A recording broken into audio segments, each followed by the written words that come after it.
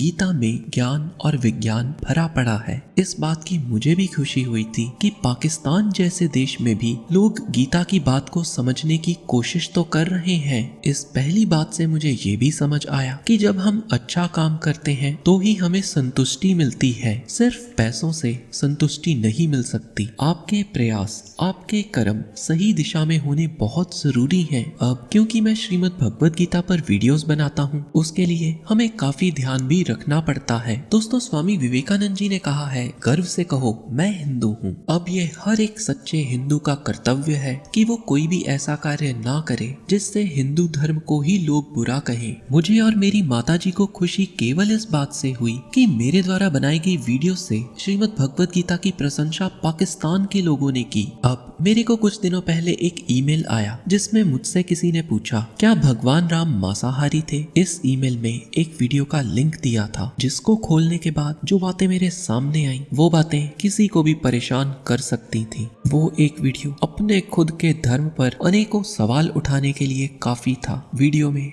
रामायण के कुछ श्लोक बताए गए थे और ये दावा किया जा रहा था कि रामायण के इन श्लोक से पता चलता है कि भगवान राम और सीता माँ स्वयं मांस का सेवन करते थे और भगवान की पूजा अर्चना करते समय वो भगवान को भी मांस का भोग लगाते थे। बताने वाले ने बताया कि वो खुद एक हिंदू है और मांस का सेवन नहीं करता। वो व्यक्ति श्री राम का नाम भी बड़े आदर से ले रहा था, परंतु ये बात गले से नीचे नहीं उतर रही थी कि श्री राम मांस खाते थे, क्योंकि बात हम कर रहे हैं मर्यादा पुरुषोत्तम राम की। मर्यादा का अर्थ है जिसने हर काम मर्यादा में रहकर किया हो। वीडियो बनाने वाले ने ये भी दावा किया कि इस वीडियो को बनाने के लिए उसने बहुत रिसर्च की है। दोस्तों, पहले मुझे समझ नहीं आ रहा था ये वीडियो मुझे बनानी चाहिए या नहीं, परंतु श्री कृष्ण ने श्रीमद् भगवद गीता के 3 अध्याय के 21वें श्लोक में कहा है, जो श्रेष्ठ पुरुष करते हैं सभी उनको देखकर वैसा ही करते हैं। तो कोई इस वीडियो को देखकर मांसाहारी भी बनने की सोचे। अब मैं ये आपको वीडियो सुनाने लगा हूँ, इस वीडियो को ध्यान से सुनिए। रामायण वर्स 2:20-29 सीता माँ कह रही हैं, मैं 14 साल वनवास में शहद, जड़ों और फलों पर जीवित रहूंगी, बिना किसी मांस के, मुनि की तरह। विच इम्प्लाइज के वो मांस का सेवन करती थी एंड अब वो वनवास में जाएंगी तो अब छोड़ देंगी। Again in 2:52-89 Sita maa says, O goddess Ganga, after returning to the city of Ayodhya I shall offer you 1,000 posts of spirituous liquor and meat with cooked rice। और भी कई श्लोक है रामायण में जो डायरेक्टली मीट ऑफर करने की बात कर रहे हैं।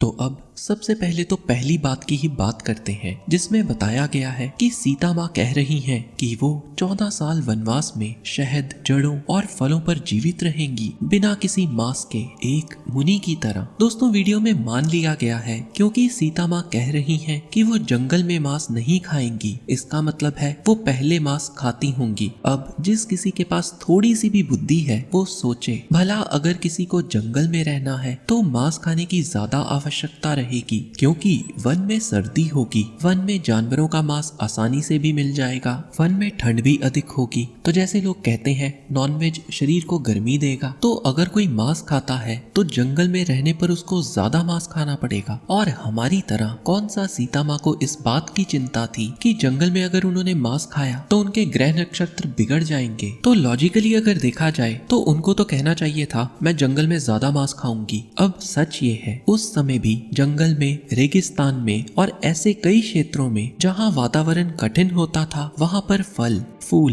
वनस्पति आदि नहीं उगते थे, परंतु मांस आसानी से मिल जाता था। और इन कठिन परिस्थितियों में सैनिक या क्षत्रिय अपनी जान को बचाने के लिए आपत्ति काल में मांस खा लेते थे। परंतु सीता माँ ने इस श्लोक में प्रतिज्ञा ली थी कि वो चाहे जंगल में जा रही हैं, वहां पर भी एक मुनि की तरह कठिन परिस्थिति में भी मांस का सेवन नहीं करेंगी। और ये बात सीता माँ की अच्छाई ही बताती है। खुद के प्राण जाएं पर किसी के प्राण वो नहीं लेंगी। और दूसरी बात, जैसे वीडियो में बताया गया है कि सीता माँ और राम जी अनेकों बार भगवान को मांस का भोग लगाया, तो इसका उत्तर है अगर आप शिवराम अपाटे की संस्कृत की डिक्शनरी देखोगे देखोगे तो आपको पता लगेगा मांस का दूसरा मतलब फलों का गूदा भी होता है। तो भगवान राम फल के गूदे को भगवान को चढ़ाने की बात कर रहे हैं, जानवर का मांस नहीं। हाँ, जिन्होंने वीडियो बनाई है शायद उन्होंने जो रामायण पढ़ी उसमें ऐसा ही लिखा हो। तो इस वीडियो का जो निष्कर्ष निकलता है वो समझदार लोगों को तो समझ आ गया होगा, और कुछ बेईमान लोग जिन्हें हिंदी भाषा में कही बात से ज्यादा